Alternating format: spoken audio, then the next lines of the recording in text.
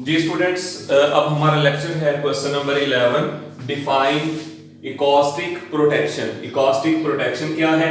Explain importance of acoustic, और इसकी जो है इंपॉर्टेंस है हमारी डेली रूटीन में वो क्या होगी। तो इसमें सबसे पहले हम इसकी डेफिनेशन को रीड करते हैं। ये इकोस्टिक प्रोटेक्शन एक ऐसा मेथड है जिसको हम इस्तेमाल करते हैं अब्जॉर्ब करने के लिए आवाज को, जो हमारे लिए जो है वो अनडिजायरेबल है। The method used to absorb undesirable sound by कौन से मटेरियल से? Soft surface is called acoustic protection। तो स्टूडेंट्स इसका मतलब ये है कि ऐसी आवाज जो हमारे लिए रिक्वायर्ड नहीं है, जिसकी हमें डिजायर नहीं है, हम उसको सॉफ्ट सरफेस से जो है वो अब्सॉर्ब करवा लेते हैं। ऐसे मेथड को हम कहते हैं acoustic प्रोटेक्शन। अब हम इसकी इंपॉर्टेंस ऑफ acoustic को देखेंगे। सबसे पहले फर्स्ट पॉइंट है इसका, reflection of sound is more prominent if surface is rigid and smooth। अब जैसे ही आवाज जो प्रोड्यूस होती है, जैसे हम बोलते हैं हमारी आवाज जो प्रोड्यूस हो रही है वो किसी ना किसी सरफेस से टकरा के वापस आती है, इसको कहते हैं रिफ्लेक्शन। अब इसमें पहले फर्स्ट पॉइंट में उन्होंने ये बताया कि reflection of sound more prominent, reflection of sound ज्यादा होगी इफ सरफेस इज रिजिड, यानी कि अगर आपके रूम में कोई भी चीज ऐसी नहीं है जो आपकी आवाज को अब्सॉर्ब करे, तो इट मींस कि आवाज जो है वो टकरा के रिफ्लेक्शन उसका ज्यादा होगा, वो आवाज टकरा के फौरन वापस आएगी। Second point, reflection of sound is less. अब आवाज जो है वो टकरा के आपके पास कम कब आएगी? इफ सरफेस इज सॉफ्ट, अगर आपने रूम के अंदर कर्टन्स वगैरह को, कारपेट को यूज किया हुआ है, सॉफ्ट मटेरियल को यूज किया हुआ है, तो वो सॉफ्ट मटेरियल अपने अंदर आवाज को, थोड़ी सी आवाज को अपने अंदर अब्सॉर्ब करेगा, और आपके पास जो रिफ्लेक्शन ऑफ साउंड है वो क्या होगी? लेस होगी।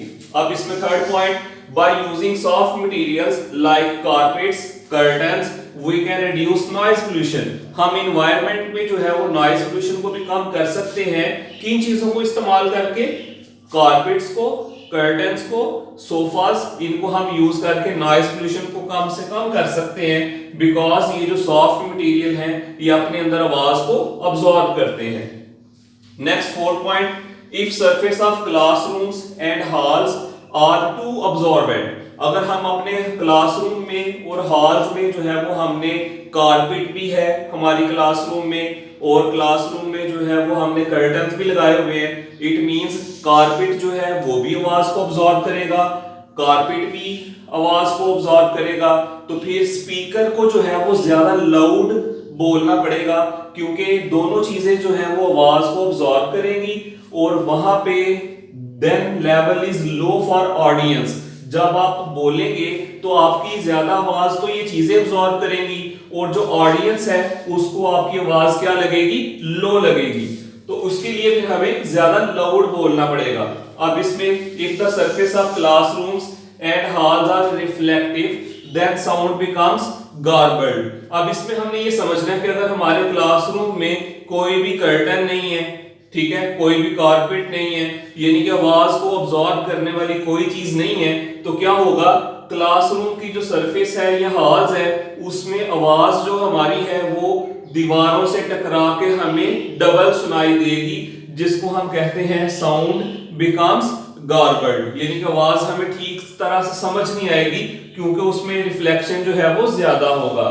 अब इसमें 6 वाला पॉइंट है कि ये जो गार्बल साउंड होती है हमारी is result of multiple reflection which is called reverberations. इसमें हमने कहा कि ये जो गार्बल साउंड है ये प्रोड्यूस कैसे होती है? इसका मतलब ये है कि अगर हमारे पास जो है वो यहाँ पे दीवार है,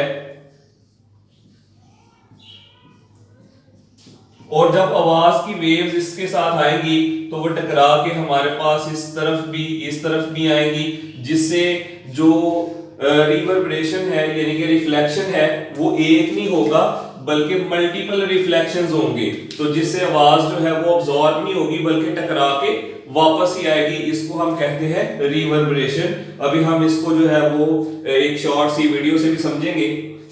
point number 7, generally ceiling of lecture halls and cinema halls are, ये किस शेप में होते हैं?